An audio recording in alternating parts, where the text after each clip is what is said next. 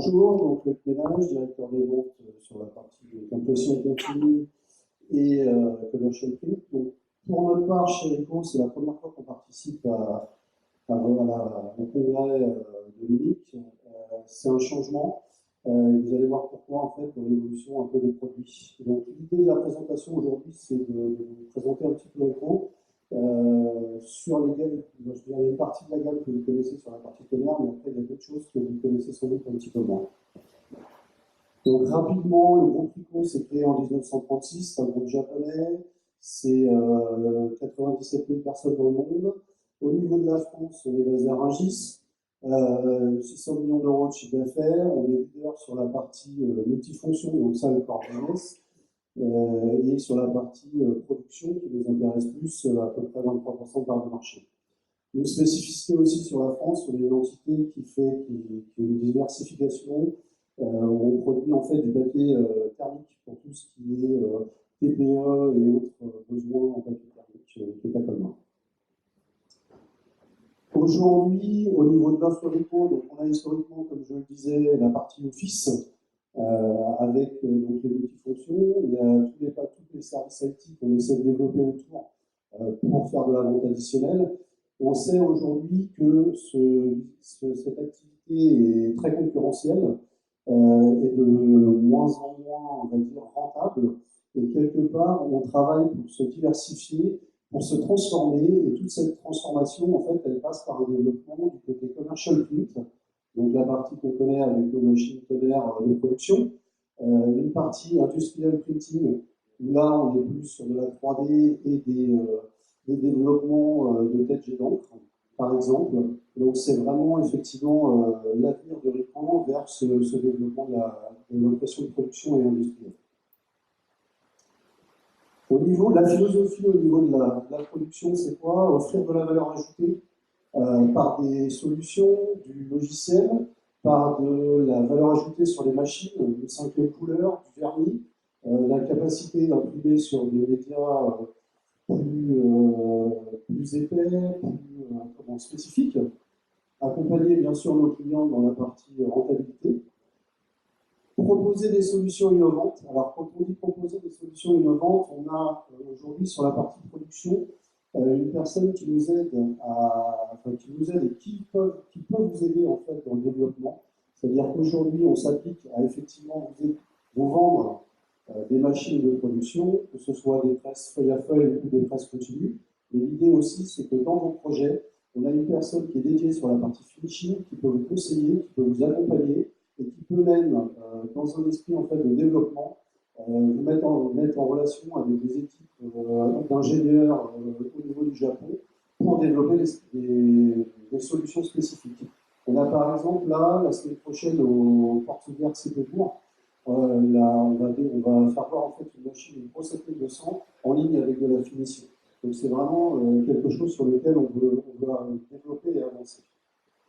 Ensuite, comme bon nombre de sociétés japonaises, on passe beaucoup de temps sur la partie éco-responsabilité.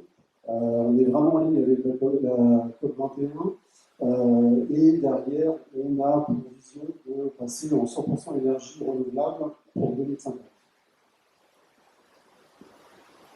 Au niveau de l'offre commerciale, donc produit, on a toute la partie 3D au niveau de la partie industrial print. On va faire aussi de l'impression directe sur textile, de manière récente de la table à plat. Donc ça, c'est une activité qui a été lancée en fin d'année dernière. Le grand format, l'impression feuille à feuille tonnerre que vous connaissez, et la partie continue jet d'encre. Alors la partie continue jet d'encre, en fait, ce qu'il faut savoir, c'est que Ricoh est technologiquement en fait constructeur de têtes d'impression depuis 30 ans. Ça a été très peu communiqué puisque l'idée était de développer les têtes jet d'encre, développer la formulation des encres et travailler en partenariat avec les industriels et non pas de commercialiser en propre la technologie. On a commencé avec le rachat de BN en 2007 en fait, à commercialiser la technologie jet d'encre avec des machines continues. Et aujourd'hui, depuis 4 ans, avec la VC 70 000, on a commencé à sortir des produits qui sont quasiment 100% RICO en termes d'encre et en termes de technologie. Donc ça, c'est vraiment un développement sur lequel on est focusé, et sur la partie continue, mais aussi sur les tables à plat et tous les produits connexes. Alors le jet d'encre, justement, où en sommes-nous? Je ne vais pas vous expliquer que les volumes, effectivement, offset analogiques sont en baisse depuis ces 10 dernières années. Au niveau des volumes numériques, effectivement, on observe une augmentation. Il faut savoir qu'à ce jour, l'impression continue a réussi à capter 20% des pages offset imprimées. On parle du marché mondial depuis 2008. Essentiellement sur des marchés comme le transactionnel, le postage et le marché du livre. Jusqu'à aujourd'hui, on est effectivement sur des qualités d'impression qui sont, on va dire, en moyenne sur des papiers soit spécifiques ou traités jet d'encre pour avoir une qualité un peu meilleure. On estime le marché jet d'encre encore en croissance de 9,4% et qui pèsera 110 milliards de dollars en 2023. Alors pour ça, on est persuadé chez RICO qu'il va falloir que la technologie jet d'encre avance, que la qualité avance. On faisait beaucoup de noir, on faisait beaucoup de transactionnels. Aujourd'hui, on est en train de passer à la vitesse supérieure avec des nouveaux produits, comme certains ont pu déjà le voir sûrement à l'OPLRDS si vous y êtes passé. Hier, RICO, c'était du transactionnel avec des machines d'impression continue pour faire du relevé de d'encre. Aujourd'hui, on est vraiment passé au mémoire graphique avec une machine qui apporte plus de qualité, plus de productivité, plus de flexibilité, des coûts en baisse. L'idée, c'est aujourd'hui plus de vitesse, l'impression sur du papier couché sans pré-traitement, et jusqu'à des vitesses de 120 à 150 mètres minutes. Donc, et tout ça, grâce à la technologie, à une nouvelle technologie de séchage, en fait, qui nous permet d'arriver à ce niveau de qualité et de performance. Donc là, si vous le souhaitez, on a des exemplaires d'impression sur le petit stand, quand il y aura une petite pause, vous pouvez passer nous voir.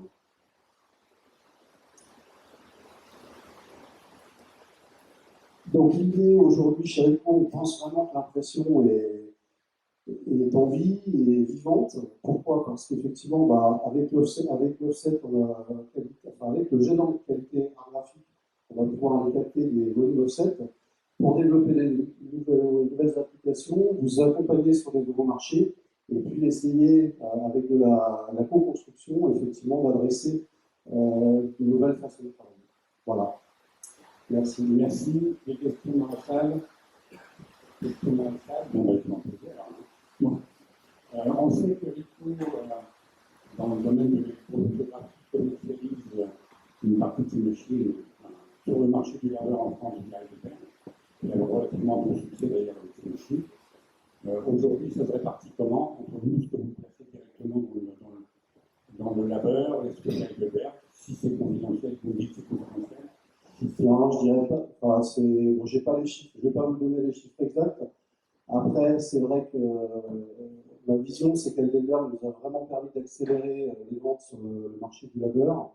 Et aujourd'hui, de plus en plus, on a mis en place une synergie entre les différentes équipes commerciales et on est capable effectivement d'adresser les clients au mieux et en fonction des intérêts. C'est-à-dire que demain, si vous préférez travailler avec Heidelberg, on va aller ensemble de RICO Heidelberg chez le client. Et si c'est l'inverse, les travails tout on peut faire. Pour moi, c'est vraiment un succès et ça nous a vraiment ce partenariat. Vous insistez également beaucoup sur le jet d'encre. La technologie, enfin, moi je suis persuadé que c'est la technologie de demain, mais bon, je peux me tromper. Si je commence à être vieux, je peux me tromper. Est-ce que par hasard vous avez dans votre carton, alors ça peut être l'année prochaine, une machine feuille? Ça, c'est la grande question. À ce jour, je n'ai pas d'informations sur un lancement à la DOPA 2020 d'une machine feuille, mais il est clair que quand on voit effectivement une niveau de qualité qu'on obtient avec la machine continue, ça semble être la suite logique. Voilà. Après, derrière, est-ce qu'on arrivera à avoir les mêmes niveaux de qualité que sur la VC7000? Ça, c'est un autre sujet. Aujourd'hui, en jet d'encre, vos machines sont certainement dans le domaine du transactionnel, de l'édifice. Vous avez déjà des machines dans le livre ou pas? Dans le livre, alors dans le livre en France, non. En Angleterre, oui, on a une VC70 000 chez Red Lane, qui fait effectivement du livre couleur et noir, et du texte. Tu as une autre question qui arrive? Non. Pas de question. Bien.